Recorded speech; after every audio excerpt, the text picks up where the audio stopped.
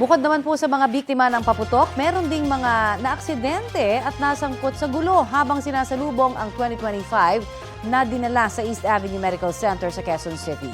At may ulat on the spot si Ian Cruz. Ian, Happy New Year!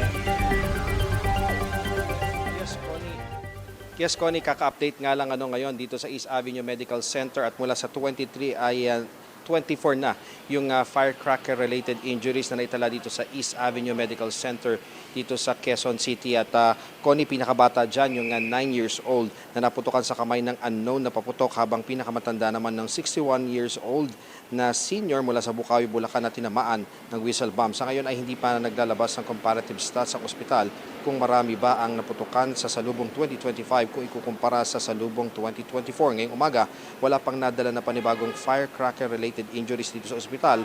Pero sa nakuha nating impormasyon, maraming aksidente na naganap sa kasagsagan ng pagsalubong ng bagong taon, gaya ng 11 anyos na bata na nabangga ng motor ng nakainom na rider habang nanonood ng fireworks. Marami ring kaso ng stabbing at bugbugan, kung saan isa sa pinakahuling dinala dito sa ospital ang isang lalaking taga Novaliches. Doon naman, Connie, sa Quirino Memorial Medical Center, dito pa rin sa Quezon City, sinabi ni Dr. Errol Gonzalez na simula December 31 hanggang sa mga sandali ito, nasa 70 na ang naitalang firecracker-related injuries sa ospital.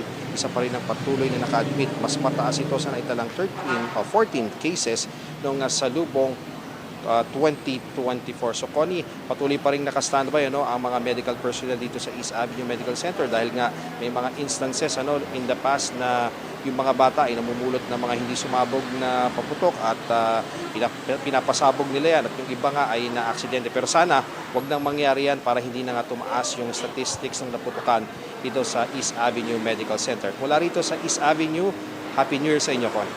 Happy New Year din muli sa iyo, Ian Cruz, at maraming salamat.